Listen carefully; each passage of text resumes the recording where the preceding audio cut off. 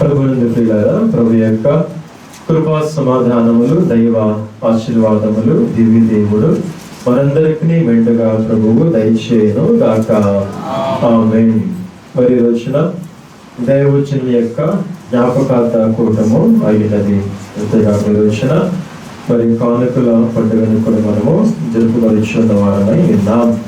కనుక ఈ రోజున మరి నిన్న దినమున దైవజన యొక్క మరి శిష్యులలో ఒకరు అయిన బైబిల్ మిషన్కు 4 స్తంభములుగా పేరుకున్న వారిలో ఒకరైన మా యొక్క తాతగారు మరి రెవరెండ్ పిఎం జాకోబ్ అయ్య గారు కూడా మరి నిన్న దినమున అనగా 8వ తారీఖున ప్రభు పిలుపును అందుకున్న వారై ఉన్నారు 1989వ సంవత్సరంలో. అలాగే ఈ రోజు 9వ తారీఖున దైవజనులు నవదర్శి గారు 1960వ సంవత్సరంలో ప్రభు పిలుపు అందుకొని మనకు మరి చేరిన వారై ఉన్నారు. ప్రియులారా, కనుక మరి నీతిమంతుని పరిశుద్ధులను జ్ఞాపకం చేసుకున్నట మనకెంతో ఆశీర్వాదకరము అయినది.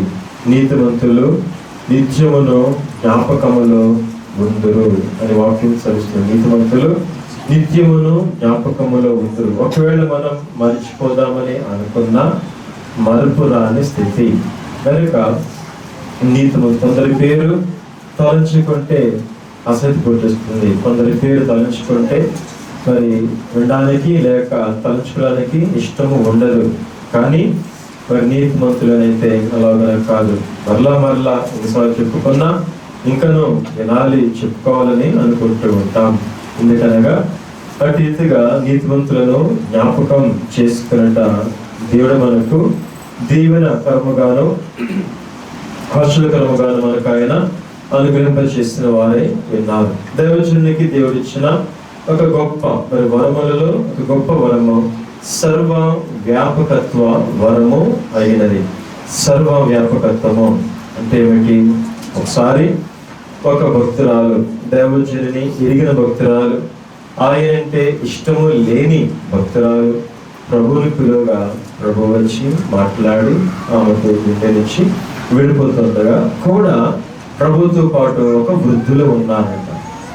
ఆమె వెంటనే వెళ్ళిపోసిన ప్రభువుని చూచి, ప్రభా నీతో పడుతున్న ఆ ముసలాయన ఎవరు అంటే, ఈయన నా ప్రియకుమారుడు దేవదాసు అని ప్రభు చెప్పారు. వెంటనే ఆమె చాలా బాధపడింది. ఎందుకంటే అయ్యో ఈయన నేను ఇంతవరకు కూడా ద్వేషించాను చెప్పి చాలా బాధపడిన వారు ఉన్నారు. కనుక ప్రభుతో ఎక్కడైనా ఎప్పుడైనా నిత్యమును కూడా ఉండగలిగే ఆ యొక్క గొప్ప వరము సర్వ వ్యాపకత్వ వరమును దేవుడు దైవజనులకు దయచేసిన వారై ఉన్నారు. బైబిల్ మిషను సేవకుడు ఉన్న ప్రతి చోటను నేను ఉంటాను అని దైవజనులు తెలియపరిచిన వారై ఉన్నారు. అంతేకాకుండా ఆయన గురించి ఎవరు మాట్లాడుకున్నా తప్పక వారి మధ్యన ఉంటాను అని కూడా అదే గారు తెలియపరిచిన వారై ఉన్నారు. కనుక మరి త్రియేక దేవుని సముఖములో దైవజనుని సమక్షములో మనము నిత్యమును కూడా కూడుకుంటూ ఉన్నాం అనే సంగతిని ఎన్నడూ కూడా మరువకూడదు ప్రియులారా. కనుక మరి తల్లి యొక్క మనసు ఎవరి మీద ఉంటుంది? పిల్లల మీదనే కదా. అలాగే తన బిడ్డల మీద ఆయన మనసు ఉండదా? తప్పక ఉంటుంది. కనుక తన బిడ్డలు ఏం చేస్తున్నారా, నేను చెప్పినట్లే చేస్తున్నారా లేదా అని తప్పక ఆయన ఎప్పటికప్పుడు పరీక్షించుకుంటూ బలపరుచుకుంటూ ఉంటూ ఉంటారు. కనుక ఆయనను మనము మరి సంతోషపరచువారమై ఉండాలి, కానీ దుఃఖపరచువారమై ఉండకూడదు అని కూడా మనం గ్రహిస్తున్నాం. కనుక దైవజనుని మరి జీవితంలో ఎన్నో సంగతులు ఉన్నవి, కానీ ఉత్తమంగా కొద్ది సంగతులు మనం ధ్యానించుకున్న సమయ భావం వల్ల మరలా అప్పుడప్పుడు మధ్యలో ధ్యానించుకుని ఉంటాం. కనుక ఆయన యొక్క జీవితమును మరి చరిత్రను ఏ ఒక్కరూ కూడా రాయ వీలు లేదు అని దైవజనులే తెలియపరిచారు. అయితే మన దగ్గర ఉన్న పుస్తకము జీవిత చరిత్ర ఉంది కదా. నిజానికి జీవిత చరిత్ర అనే పేరును కాకుండా జీవితంలోని ప్రాముఖ్యమైన ఘట్టములు అని పెడితే బాగుంటుందేమో. ఎందుకంటే అది పూర్తి చరిత్ర కాదు పిల్లలు. అందరికీ కూడా ఆయన చరిత్ర తెలియదు. ఆయన జీవితము చాలా మర్మము అయి ఉన్నది కనుక ఆయన జీవితంలో కొన్ని సంగతులు, ఆయనకున్న మరి ప్రత్యేకతలలో కొన్నిటిని మనం ఈ రోజున చెప్పుకుందాం. మొదటిగా విశ్వాస జీవితము. దైవజనుని యొక్క విశ్వాస జీవితం. గలతీ పత్రికలో మరి 3వ అధ్యాయములో 11వ వచనములో ఉన్నట్లుగా నీతిమంతులు విశ్వాస మూలముగా జీవించును అని వ్రాయబడిన ప్రకారముగా దైవజనులు కూడా విశ్వాస మూలముగానే ఆయన జీవించిన వారై ఉన్నారు.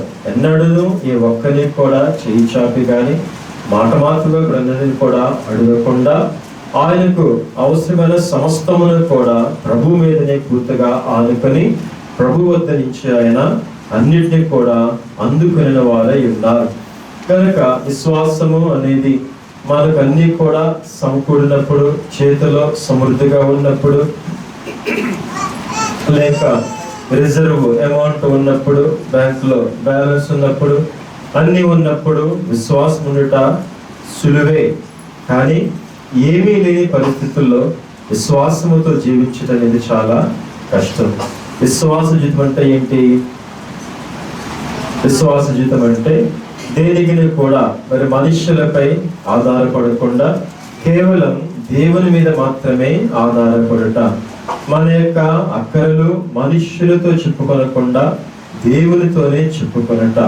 కనుక ఈ రీతిగా దైవజనులు పూర్తిగా దేవుని మీదనే ఆధారపడి ఆయన జీవించిన వారై ఉన్నారు. ఉదాహరణకు యుద్ధము సమయంలో ఆయన కాలంలో జరిగిన ప్రపంచ కాలంలో అమెరికా నుంచి మిషనరీలకు వచ్చే సొమ్ము ఆగిపోయింది.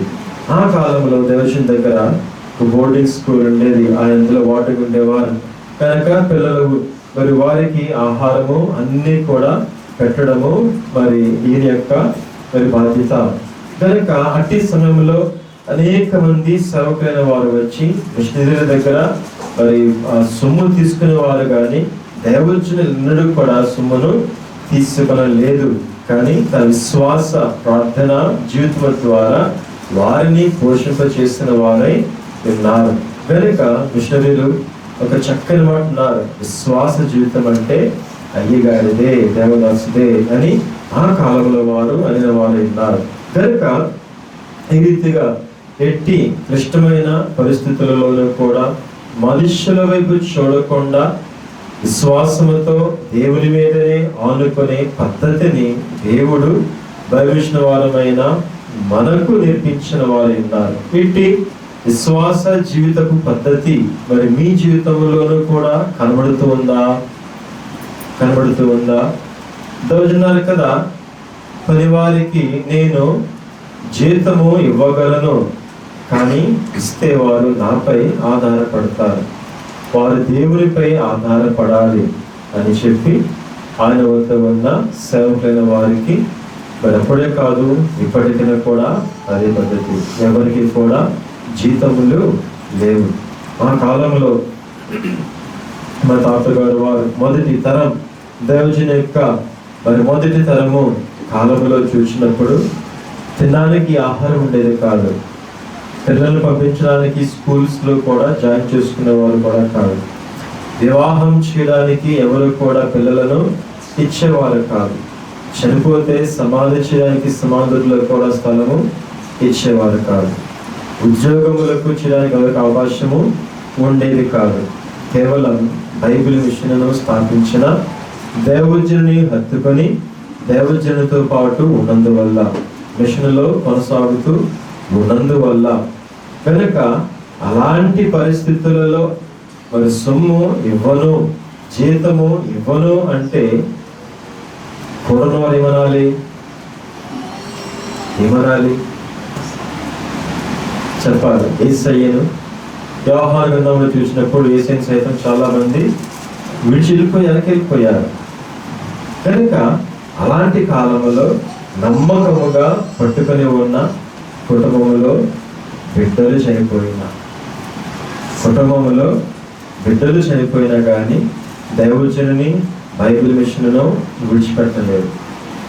అలాగే ఆస్తులు పోయినా దైవజనుని బైబిల్ మిషన్ను విడిచిపెట్టలేదు, విశ్వాసమును విడిచిపెట్టలేదు, ఉన్న ఉద్యోగములను కూడా విడిచిపెట్టి ఉన్నారు. కానీ దేవుని సేవలోకి వచ్చారు, కానీ దైవజనుని బైబిల్ మిషన్ను ఎన్నడూ కూడా విడిచిపెట్టలేదు.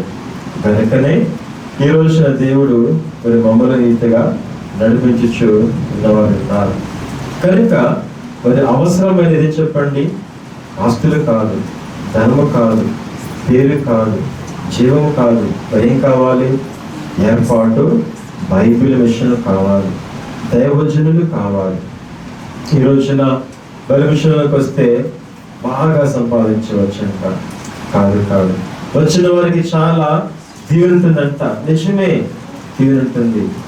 సమర్పణ లేని దీవెన ఏం ఉపయోగం? దేవుని సేవకు ఉపయోగపడలేని ఆస్తి, బంగారములు, ఐశ్వర్యం ఏం ఉపయోగం? ఉపయోగం ఉంటుందా? ఉపయోగం లేదు. కనుక ఈ రీతిగా మొదటి తరం నుంచి కూడా తాతగారి వాళ్ళు దేవుని అంటిపెట్టుకు నమ్మకముగా ఉన్నారు. తాతగారి కన్నా ముందున్న వారు అలాగే ఉన్నారు. కానీ వారు గుంటూరుకు వచ్చిన తర్వాత సైతాను మిషన్లో చాలా మందిని అలజడి చేసింది. దైవజనులు మరి తన వద్ద ఉన్న కొద్ది మంది శిష్యులను ఆయన బాగా బలపరిచారు. దైవజనుకున్న వరముల్లో మరి స్వస్థత వరము ఒకరికి ఇచ్చారు, ఏలియా గారు. ప్రార్థనా వరం ఒకరికి ఇచ్చారు, మనోహరంగా. ఆత్మ సంచార వరము ఒకరికి ఇచ్చారు, కె విజయరత్నం గారు. ఈ రీతిగా కొంతమంది గొప్ప భక్తులు ఉన్నారు, గొప్ప భక్తులు. ఆ కాలంలో ఉన్న సంఘాలన్నీ కూడా వారి అయ్యగారి దగ్గరకు వచ్చేస్తాయి. ఆలోచిస్తే చాలు, అయ్యగారి వాక్యం వినడానికి గుంటూరు పట్టణం అంతా కూడా చర్చలన్నీ కూడా ఖాళీ అయిపోయాయి. అయ్యగారి దగ్గరికి వచ్చాయి, వారంతా కూడా గౌరవ పెట్టేవారు.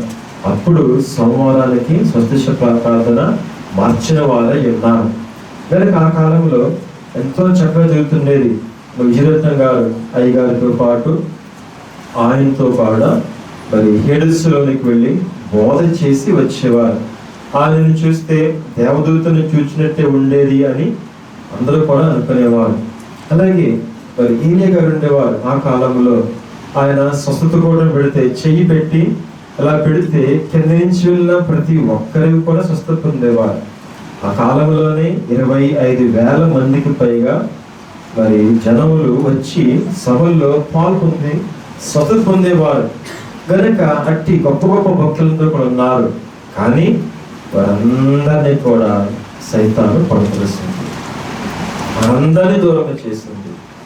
దూరం చేసిన ఆ సమయంలో మరలా దైవజుని అంటిపెట్టుకున్న ఈ నలుగురిని, ఏలిషయ్య గారు, వారి తమ్ముడు చార్లెస్సయ్య గారు, తర్వాత మా తాతగారు, తర్వాత జి సంగోలయ్య గారు, ఈతగా వీరిని మళ్ళా దేవుడు మరి దైవజన్ ద్వారా బైబిల్ మిషన్కు అనే పేరు మీద రిజిస్ట్రేషన్ చేయించి దైవజన్ని జనకునిగా ఏర్పాటు చేసి, విధాన రకాలుగా ఏర్పాటు చేసి, మరలా మరి కొంతమంది పేరు మర్చిపోయారండి, వారిని మరి మెంబర్లుగా ఏర్పాటు చేసి మరలా గుంటూరులో జూలై 22వ తారీఖున 1959వ సంవత్సరంలో బైబిల్ మిషను అనే పేరున రిజిస్ట్రేషన్ చేయడం జరిగింది. అంతకు మునుపు మరి విజయరత్నం గారి ద్వారా మరి బైబిల్ మిషన్ను రిజిస్ట్రేషన్ చేయమంటే కాకినాడలో వెళ్ళి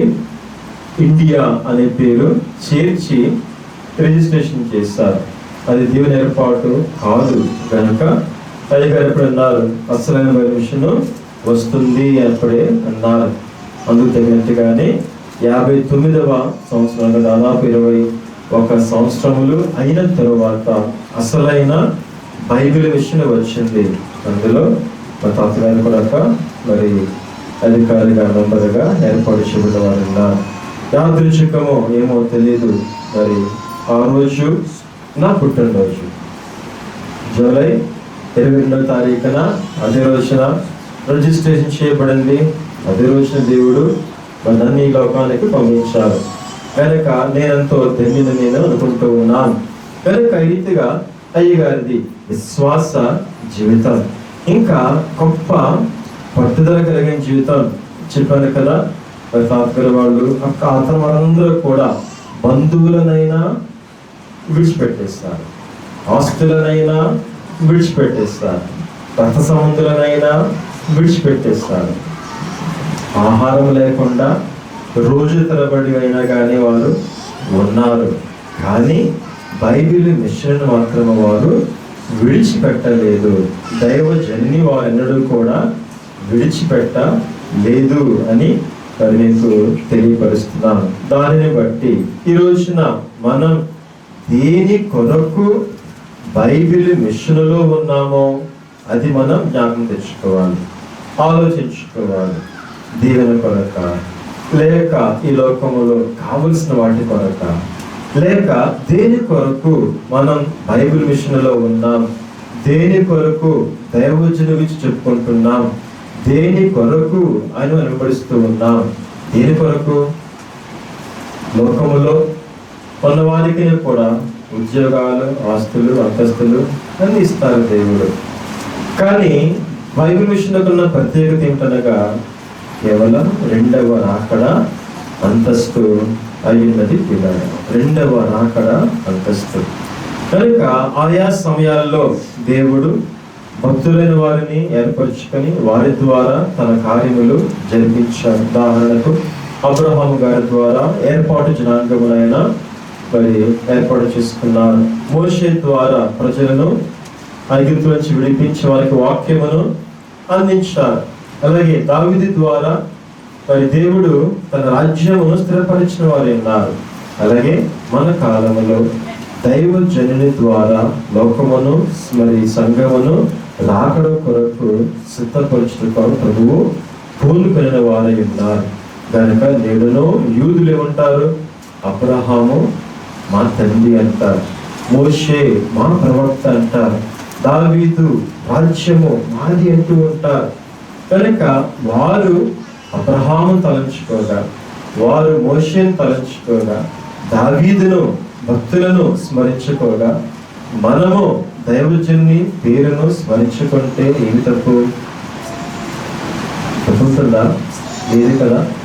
కనుక వారికన్నా ఎక్కువగా మనం దైవజనుని పేరును స్మరించుకోవలసిన వారమై విన్నాము అని గ్రహించండి. కనుక దేవుని రక్షణ మహా సంకల్పనలో ఒక భాగముగా దేవుడు దైవజనుని మన కాలములో ఆయనను మనకు ఒక వరముగా అందించిన వారై విన్నారు ప్రియులారా.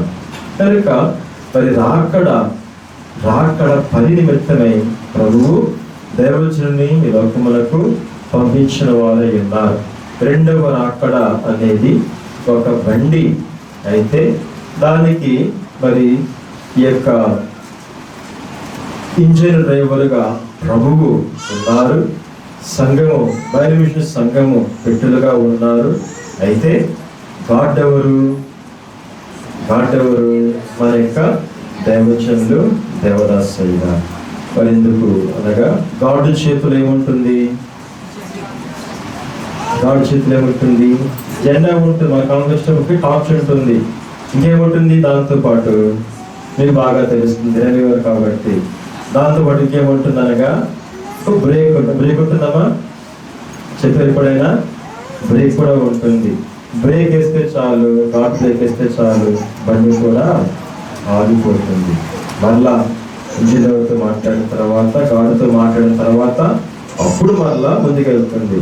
అలాగే దైవజనుల రాజశ్రీ గారికి కూడా మనలో ఒక్కొక్కరిని కూడా ఈ రాకడ మేఘములోనికి, సంఘములోనికి చేర్చుకున్నటకు, తన సన్నిధి కూటంలోనికి చేర్చుటకు ఆయన మనలో ఒక్కొక్కరి నిమిత్తమును ఆయన ప్రయాసపడుచు ఉన్నారు ప్రియులారా. కనుక ఆయన దృష్టి మన మీద ఉన్నది.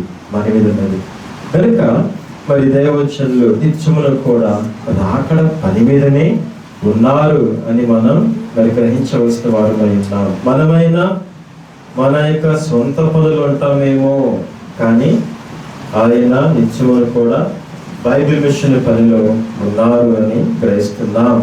కనుక మనము కూడా కొంతమంది చెప్పిన నా పని కాని పని మానేవేసి, నా పని కాని పని మానేవేసి ఎవరి పని చేయాలి? దేవుని పని.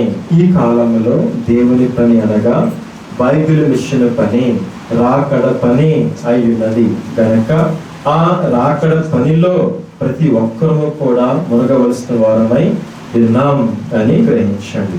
కనుక దైవజనుని యొక్క మరి జీవితంలో ఒకటి విశ్వాస జీవితం, మరొకటి ప్రార్థన జీవితం. గొప్ప ప్రార్థనా పరులు రాత్రంతా కూడా మరి ప్రార్థించి ప్రభుతో మాట్లాడు మరలా ఉదయకాలమున మరలా లేచి తన పనిని చేసుకుంటూ ఉండేవారు. రాత్రంతా కూడా సువార్త సేవ చేసి మరలా ఉదయకాలంలో తన పనిని చేసుకుంటూ ఉండేవారు. ప్రభు పని అంటే ఎంత ఇష్టమో ఆయనకి. అలాగే ప్రభు పని చేసేవారన్నా ఆయనకు చాలా ఇష్టం కనుక మరి వారికి తెలుసుకొని వారి పని తెలుసుకొని ఆయన ఎంతో సంతోషిస్తూ ఉండేవారు. అలాగే సాతానుతో పోరాట జీవితం, సైతానుతో పోరాట జీవితం దైవజనులు కలిగిన వారై ఉన్నారు. ఏ శరీరయు ఇంత ప్రత్యక్షముగా సైతానుతో పోరాటము చేయలేదు అని కూడా ఆయన సెలవిచ్చున్నారు. మరి ఆయన బిడ్డలుగా, ఆయన వారసులుగా మనం ఏం కలిగి ఉండాలి? ఆయన వల్లనే పోరాట జీవితం, సైతానుతో పోరాట జీవితం కలిగి ఉండాలి. దేనికి పోరాటం వచ్చింది?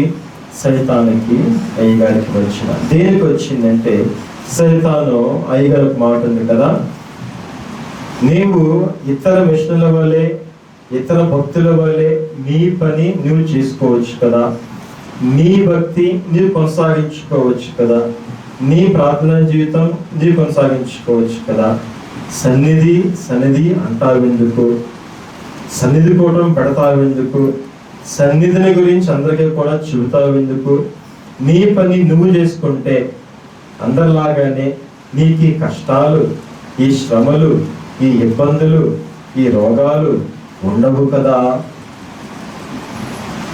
ఎంత మంచి చక్కని సలహా. ఏం చేద్దాం? ఈ రోజున మరి మీతో ప్రత్యక్షంగా చెప్పకపోయినా సాతాను తలంపుతోనే అదే చెప్తుంది. సన్నిధిందుకు వద్దలేదు. ఈ రోజుకి ప్రార్థన చేసుకొని ముగించేద్దాం. ఈ రోజుకి బైబిల్ చదువుకుందాం, ముగించేద్దాం. ఈ రోజుకి ఏదో చేద్దాం, ముగించేద్దాం. ఈ రోజుకి చూసారా? కనుక సాతాను ఏం చేస్తుంది? సన్నిధి మీద ముసుగుగా ట్రై చేస్తుంది. కనుక దైవజనులు ఒప్పుకోలేదు కాబట్టి సన్నిధినైనా లోకం మనకు అందించినారు కనుక సైతాను అయ్యగారిని ఎప్పుడూ కూడా చెప్పాలని ప్రయత్నం చేసేది, కానీ ఆయన ఎన్నడూ కూడా చెక్కలేదు, దాని చేతికి ఎన్నడూ కూడా చెక్కలేదు. కనుక దయ్యములు ఎప్పుడు కూడా సైతాన్ ఎప్పుడు కూడా అయ్యగారులో ఏ లోపమైనా ఉంటాదేమో అని కనిపెడుతూ ఉండేవి. కానీ ప్రభువే అయ్యగారిని ఒక బల్లపై పడుకోబెట్టి ఆయనను ఎక్స్రే తీసి బొంతు నుంచి చూపిస్తూ మరి ఈయన ఒక్కరిలోనే ఏ పాపమును లేదు అని ప్రభువు చూపించిన వాడున్నారు పరిశుద్ధులకు. కనుక ఈ రీతిగా సాతాను పని అని చెప్పండి, మనం సన్నిధి చేయకుండా ఉండాలని ఆపడం వాడి పని. అలాగే మనపైన మనలో పాపములు చూపించి మనపై నేరములు మోపుట ప్రభు దగ్గర అనేది వాడి పని. ఈ రెండింటికి అయ్యగారు చెప్పలేదు, దొరకలేదు. పాపము లేనివారుగా ఆయన జీవించున్నారు, పరిశుద్ధునిగా ఆయన జీవించున్నారు. అలాగే బ్రహ్మచారిగా ఆయన జీవించున్నారు. ఆయన గొప్ప ప్రత్యేకత స్త్రీని ముట్టకుండుట. కనుక 120 సంవత్సరములు జీవించిన మా దైవజనులు ఎంత మరి చక్కని పరిశుద్ధమైన స్థితిని ఆయన కలిగిన వారై తన యొక్క విశ్వాస పరిశుద్ధమైన జీవితమును కొనసాగించిన వారై విన్నారు ప్రియులారా. కనుక విశ్వాస జీవితం, ప్రార్థనా జీవితం, అలాగే పోరాట జీవితం, సైతానుతో పోరాటం. మనుషులతో కాదు సుమా, మనుషులతో కాదు. మనకి ఎవరితో ఉంటుంది పోరాటం? మనుషులతో. ఎందుకు ఉంటుంది? వాళ్ళకంటే నేను ఎక్కువ ఉండాలి, వాళ్ళకంటే నేను ఎక్కువ ఉండాలి. ఇది కాదు, పిచ్చి పిచ్చి పోరాటాలు, ఇవి ఉపయోగం లేని పోరాటాలు, దేవుని ముందు సిగ్గుపరిచే పోరాటాలు, ఉపయోగం లేని పోరాటాలు, ఇవన్నీ కూడా ఇలాంటివి కాదు కావాల్సింది. దేవుని దగ్గర ఏం కావాలి? సైతాన్తో పోరాటము కావాలి, భక్తిని కొనసాగించడం పోరాటము కావాలి, సన్నిధి నిత్యులు కూడా సన్నిధిలో ఉండుట కొరకు పోరాటం చేయాలి. రాకడలో ఎత్తబడు అంతస్తు కొరకు మనం సైతాన్తో పోరాడవలసిన వారమై ఉన్నాం.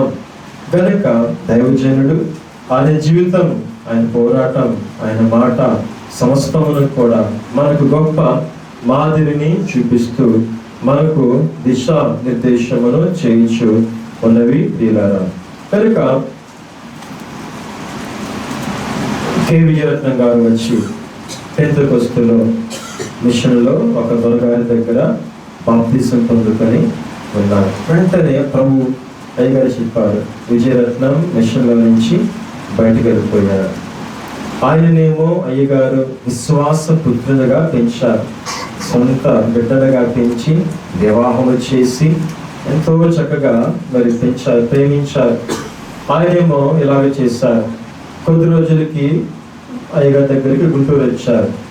దగ్గర ఏం చేయాలి? వెళ్ళిపోయాడు అని చెప్పిన ప్రభువే చెప్పిన మరి అతన్ని తిరిగి చేయించుకోవాలా, లేక ఏం చేయాలి? మీరేది ఏం చేస్తారు? ఇన్ని సంవత్సరాలు, 45 సంవత్సరాలు ఎప్పుడు కొరకు కష్టపడ్డాను, ఇంతగా ప్రేమించాను అని ఏం చేయాలి? ఏం చేస్తారు? మీరైతే ఏం చేస్తారు? నిబద్ధత అంటే ఏంటో మనం అయ్యగారి దగ్గర నేర్చుకోవాలి. నిబద్ధత బైబిల్ మిషన్ను బట్టి ప్రభువును హత్తుకున్నారు, కానీ ఎంత మాత్రము కూడా తాను ప్రేమించిన వారిని సైతం ఆయన మిషన్కు విరోధమైతే వారిని చేర్చుకోలేదు, వారు చేర్చుకోలేదు. కనుక ప్రభు మాటే తన మాట, ప్రభు ఏం చెబితే ఆ మాట. అలాగన మనం ఉండగలమా? వాక్యం ఏమి చెబితే అలాగనే చేయగలమా? ప్రభు ఏం చెబితే ఆ రీతిగా మనం డెసిషన్ తీసుకోగలమా? తీసుకోలేని వారమైతే బైబిల్ అంతస్తులని వారిని కామన్ గ్రహించండి. ప్రభు మాటే ఫైనల్, వాక్యమే ఫైనల్. దానికి మించినది ఏమవుతుంది? ప్రభు చెప్పిన మాట దుష్టుని నుండి పుట్టునది. దుష్టుని నుండి సైతాను మిగిలిన ఆలోచనలు పుట్టిస్తారు. కానీ ప్రభు మాట ఏమవుతుంది? అవునంటే అవును, కాదంటే కాదు. కనుక బైబిల్ మిషన్ విషయంలో అట్టి గొప్ప నిబద్ధతను ఆయన కలిగి ఉన్నారు. ఆయన బిడ్డలముగా, ఆయన వారసులముగా మనమును కూడా కలిగిన వారమై ఉండాలి. దైవజనుని బైబిల్ మిషన్ను ఎవరినూ కూడా ఏమీ అనకూడదు, దూషించకూడదు, ద్వేషించకూడదు, ఇతర మాటలు కూడా పలకకూడదు. ఒకవేళ ఎవరైనా మీ ఎదుట అంటే ఏం చేస్తారు?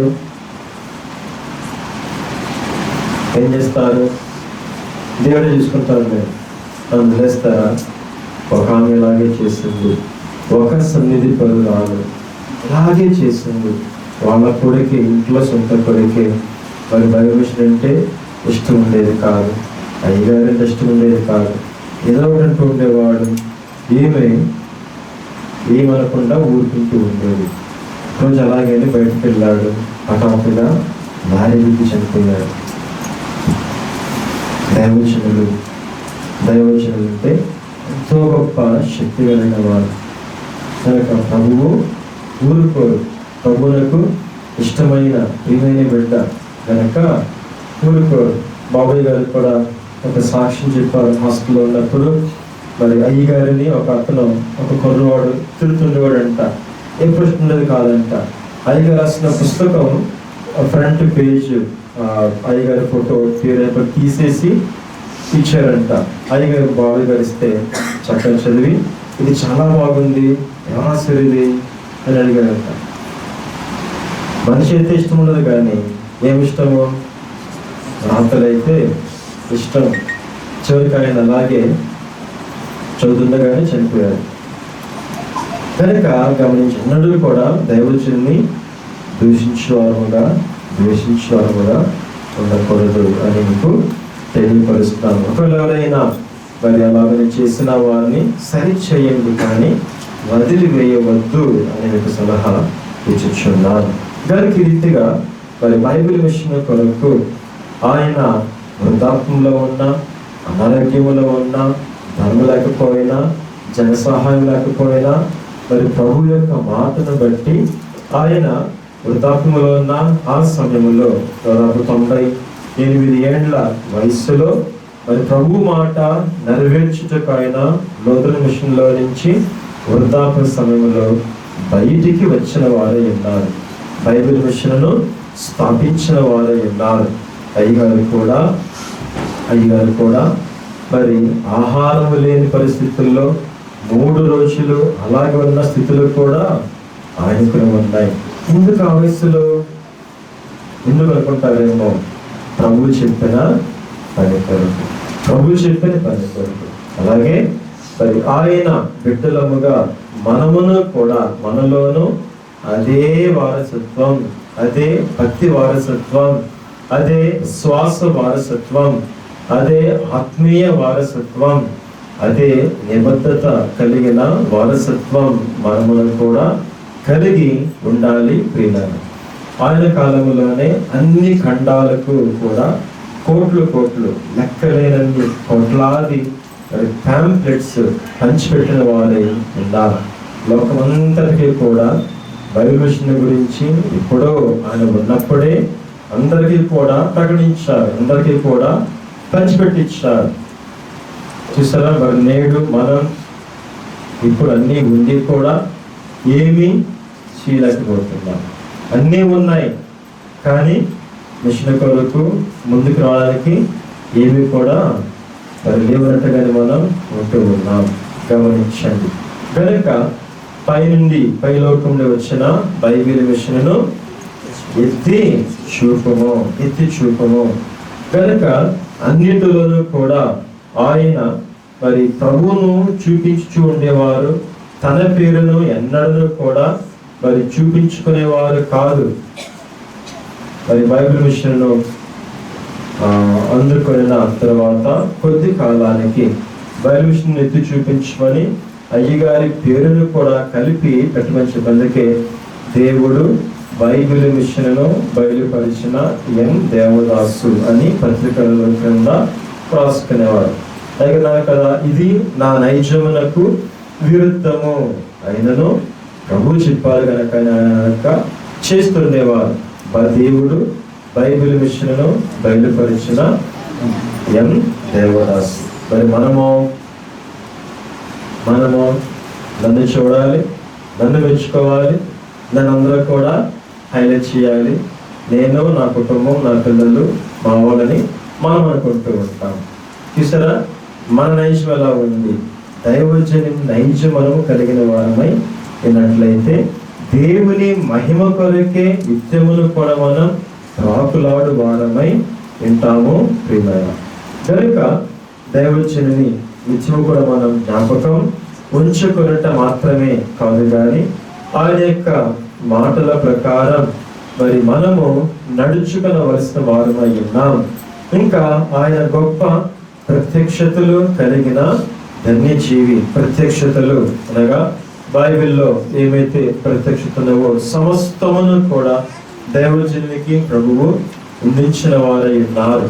ఎందుకనగా బైబిల్ మిషన్ పనిని, సన్నిధి పనిని వృద్ధిలోనికి వెళ్ళలో తెచ్చడం కొరకు.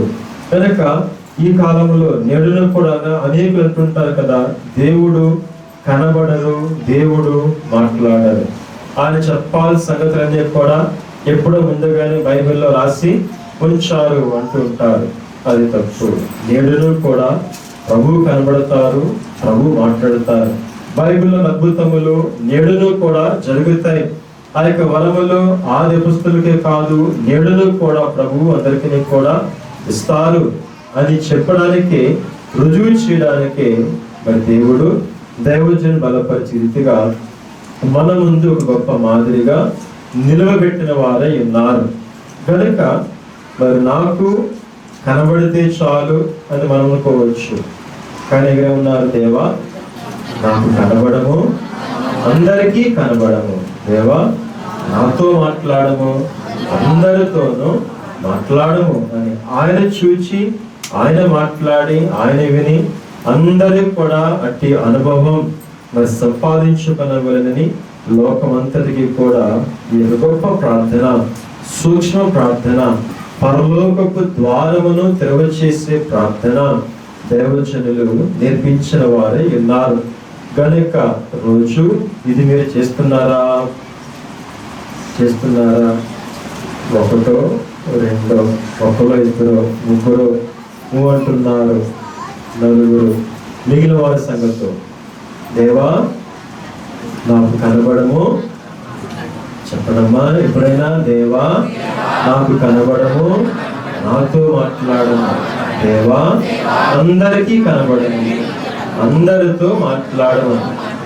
ఈ చిన్న ప్రార్థన చెప్పండి. పరలోకపు సింహాసనము చేరుకుంటుంది, పరలోకపు ద్వారమును తెరవ చేస్తుంది, మీ యొక్క ఆత్మీయ నేత్రములను తెరవ చేస్తుంది, మీ హృదయ ద్వారమును తెరవ చేస్తుంది. ప్రభు మనస్సుకు, మీ యొక్క మనస్సుకు డైరెక్ట్ లైన్ కలిపేది ఈ ప్రార్థన. ఆయన మనతో చెప్పదలుచుకున్న మాటలు, సంగతులు మనతో చెప్పడానికి ఈ ప్రార్థన మొట్టమొదటి మెట్టు అయినది ప్రియులారా. కనుక ఇంకా చూసినప్పుడు ఏ మతమును గాని, ఏ మనిషిని గాని దూషించరాదు, ద్వేషించరాదు. మరి ఏం చేయాలి? తెలియని విషయములు దేవునిని అడిగి తెలుసుకోవాలి. తెలియని విషయములు దేవుని అడిగి తెలుసుకోవాలి. కానీ అజంప్షన్స్ పనికిరావు, ఊహలు పనికిరావు. అలా అయ్యుండొచ్చు, అలా చెప్పాడేమో, అలా అన్నాడేమో, అలా చేస్తాడేమో, మా అక్కడికి వెళ్ళాడేమో, అలాంటివి పనికిరావు. మాకేం ఎక్కువ ఉంటాయి? ఊహలు ఎక్కువ ఉంటాయి, అజంప్షన్స్ ఎక్కువ ఉంటాయి. అవునా? అజంప్షన్స్ ఎక్కువ ఉంటాయి. తెలియనివి మనం అనుకోవడానికి వెళ్ళేది. తెలియని విషయములు దేవుడిని అడిగి తెలుసుకున్నవలను. ఇంకా రకవాళ్ళ సంగతులు వెండం అలవాటు కదా, అవునా కదా, బాగా ఆతృతగా కూడా ఉంటుంది. అందుకన్నా నేను అనుకుంటా, నా మట్టు నేనైతే ఎవరి విపరి వినే అవసరం లేదు. ఎందుకంటే వినాలి అనిపిస్తే, తెలియాలి అనిపిస్తే దేవుడే చెబుతాడు, దేవుడే వినిపిస్తారు, దేవుడే చూపిస్తారు. లేకపోనివన్నీ చెత్తంతా కూడా మనసులో బొరలో నింపుకొని దీనిని పాడు చేసుకోవడం, మురికి చేసుకోవడం ఎందుకు? అవసరమా? లేదు. కనుకనే తెలియని విషయములు దేవుణ్ణి అడిగి తెలుసుకోవాలి. ఏ మతమును కానీ, ఏ వ్యక్తిని కానీ దూషించరాదు, ద్వేషించరాదు. లోకములో చూస్తే ఏముంది? ఈ రెండే కనబడుతున్నాయి. దూషణ ఉంది, ద్వేషము ఉంది. అందరూ కూడా ఇదే చేస్తున్నారు. కనుక దానికి విరుగుడు ముందుగానే దైవజనున్నప్పుడే మనకి సంగతిని తెలియపరిచిన వారై ఉన్నారు. చూడగా సంగతి చూద్దాం. భూలోకమంతటికి సువార్త పోవుటకు ఇండియా ప్రధానమగును, గుంటూరు కేంద్రమగును. భూలోకమంతటికి సువార్త పోవుటకు ఇండియా ప్రధానమగును, గుంటూరు కేంద్రమగును. కనుక ఈ మాట నెరవేర్చుటకే ఈ రోజున మీరు చదువుకున్నా, ఉద్యోగం చేస్తూ ఉన్నా, మీ పిల్లలను చదివిస్తూ ఉన్నా, మీరు ఏమైనా సంపాదిస్తూ ఉన్నా, దేని కొరకు మరేనండి 4 రాళ్ళు యాక్టేసుకుంటారని అంటారండి. దేని కొరకు చెప్పాలి. ఈ రోజున దేవుడు మీకు ఇస్తున్నది దేని కొరకు? ఇప్పుడు ఆలోచించారా? దేని కొరకు? బైబిల్ విషయం పని కొరకు. మీరుంటున్న మీరు ప్రయాసపడుతున్న రాకడ పని కొరకు బలిష్ట వారమైన మనము పని చేయకపోతే ఇంకెవరు చేస్తారు? ఒకసారి కాకన తోటలో పనివారు రాకపోతే దేవుడు దూతలను పంపి ఆయన పని చేయించుకున్నాడు. అయ్యగారు ప్రార్థన చేస్తే దూతలు వచ్చి రోజంతా పని చేసి అయ్యగారికి నమస్కారం చేసి వెళ్ళిపోయారు. మనం పని చేయకపోతే దేవుడు మరి ఇంకెవరినైనా చేయిస్తారు, కానీ మనం పోగొట్టుకుంటాం. బైబిల్ యొక్క ధన్యతను మనం పోగొట్టుకుని వారమై ఉంటాం. అందుకే ప్రభున్నారు కదా, మీరు ఊరకుంటే ఈ రాళ్ళు వెంటనే వేస్తాయి. దేవుడు అబ్రహాములకు ఈ రాళ్ల వలన కూడా పిల్లలను పుట్టించగలడు. దీనికి అసాధ్యం ఏది లేదు. అయినా కానీ ఆ కాలంలో యూదులు వినలేదు కనుక వారు అంతస్తులు పోగొట్టుకున్నారు. గమనించండి, బైబిల్ మిషన్ వారమైన మనం ఈ రోజున దేవా బైబిల్ మిషన్ పిల్లలను విద్యార్థులుగాను ఉద్యోగస్తులుగాను చేయమని అయ్యగారు ప్రార్థన చేస్తే ప్రభు వెంటనే వచ్చామే అన్నారు. ఆయన వాగ్దానం మనకుంది. ఆ వాగ్దానం నెరవేర్పే ఈ రోజున చాలా మంది వేలాది మంది పిల్లలు బైబిల్ మిషన్ పిల్లలు మంచి ఉద్యోగాల్లో ఉన్నారు, మంచి ఉన్నత స్థితిలో దేవుడు ఉంచాలి. ఎందుకు? నా ప్రాణమా తిరుము త్రాగుము సుఖించుము ఎక్స్ట్రా మరొకటి తిరుగుము దాని కొరకు కాదు. గమనించండి ప్రతి ఒక్కరు బాగా వినండి. బైబిల్ మిషన్ కొరకు దేవుడు మీకు ఇచ్చిన శక్తి కొలది, మీకు ఇచ్చిన వరము కొలది, మీకు ఇచ్చిన జ్ఞానము కొలది, మీకు ఇచ్చిన తలాంత కొలది ప్రతి ఒక్కరూ కూడా బైబిల్ మిషన్ కొరకు నిలబడాలి. ప్రతి ఒక్కరూ నిలబడాలి, లేకపోతే తగ్గిపోయింది. కనుక బైబిల్ మిషన్ గాలి ఉన్న ప్రతి ఒక్కరి దగ్గరకు వెళుతుంది. ఎలా వెళ్ళాలి? బైబిల్ మిషన్ వారి ద్వారా వెళ్ళకపోతే ఆ భాగ్యం మనకు కలుగుతుంది, కానీ మనం పోగొట్టుకున్న వారు మరి కాదు. కనుక మరి పెద్దలైన వారు నా రక్తం పోసి చూడండి. నా అర్థం ఏంటో తెలుసా? బైబిల్ మిషన్ అనేవారు. బైబిల్ మిషన్ నరాల్లో ఏముండేదనగా బైబిల్ మిషన్ మరి అట్టి స్థితి, అట్టి పట్టుదల, బైబిల్ మిషన్ గురించి అట్టి పౌరుషం మరి మనం నేడు కలిగి ఉన్నామా? నేటి లోకంలో, నేటి కాలాల్లో స్వార్థం అనేది బాగా వచ్చింది పిల్లారా. దానికి స్వార్థంతో ఉంటే మిషన్ కొరకు మనం నిలబడలేమో అని గ్రహించండి. కనుక దైవజనులు తన కలిగిన సమస్తమును కూడా మిషన్ కొరకే ఆయన మరి పనుగా పెట్టిన వారు ఉన్నారు.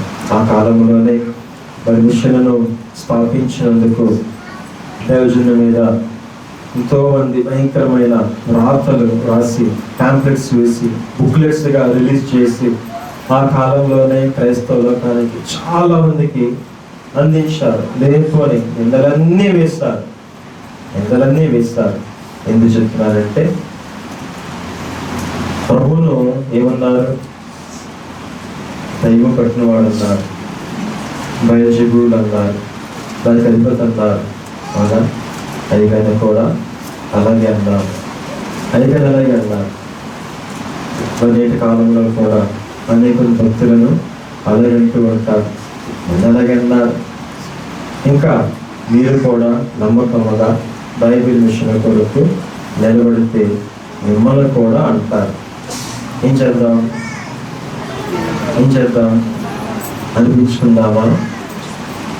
మిషన్ కొరకు నిలబడదామా, లేక నన్నంత మాట అంటారా అని ఎందుకు అనిపించుకోవడం అని పక్క తిరుగుదామా? ఏం చేద్దాం? చెప్పాలి. ఏం చేద్దాం? మిషన్ కొరకు మనం నిలబడవలసిన వారమై ఉన్నాం. ఏదైనా కానీ ఏమైనా కానీ మిషన్ కొరకు నేను కనుక ఆకాశమకైనా భూమికైనా మిషన్ను విడిచిపెట్టాను. ఆకాశమకైనా అంతే చెప్పట్ల బైబిల్ మిషన్ను విడిచిపెట్టాను. ఇది నా వ్రతము, ఇది నా వ్రతము, ఇది నా యజ్ఞము. కనుక చనిపోతే బైబిల్ మిషన్లోనే చనిపోతాను, కానీ బయటికి వెళ్ళను, బయటికి వెళ్ళను. ఎందుకంటే బయటికి వారెవరు? ఎంతమంది చెప్పాను? బయటికి వెళ్ళిన వారెవరు? నోహు వాడలో నుంచి. బయట వారెవరు? వారు పడిపోయిన వారు, వారు చనిపోయిన వారు, వారు వేరైపోయిన వారు. అలాగే ఏర్పాటు విషయంలో నుంచి బయటకు వెళ్ళినట్లయితే వారు వేరైపోయిన వారు, వారు పడిపోయిన వారు, వారు చనిపోయిన వారితో సమానం ప్రబోధిస్తున్నారు. కనుక ఎన్నడూ కూడా మనం బైబిల్ మిషన్ను విడిచిపెట్టకూడదు, బైబిల్ మిషన్ క్రమములను విడిచిపెట్టకూడదు, బైబిల్ మిషన్ ఆరాధనలను విడిచిపెట్టకూడదు. ఎందుకంటే ఉద్యోగస్తులుగా మరి మీకు ఎదురయ్యే గొప్ప శోధన ఏంటంటే, రండి ఔటింగ్కి వెళ్దాం. ఆ ఊర్లో కూడా చర్చ్ ఉంటుంది కదా, మీ దగ్గర చర్చ్ ఉంది కదా అంటుంటారా లేదా? రండి ఔటింగ్కి వెళ్దాం, ఔటింగ్కి వెళ్దాం, ఔటింగ్కి వెళ్దాం, ఔటింగ్కి వెళ్దాం. ఏం చేస్తుంది సైతాన్? మీకు తెలియకుండానే బైబిల్ మిషన్ ఆరాధన నుంచి, క్రమం నుంచి, దీవెన నుంచి, అంతస్తు నుంచి తప్పిస్తూ ఒక్కరోజు అనుకుంటారేమో, ఒక్కరోజు మాకు ఏమవుతుంది? పరలోకంలో అంతస్తు కూడా అలాగే కోల్పోతాం.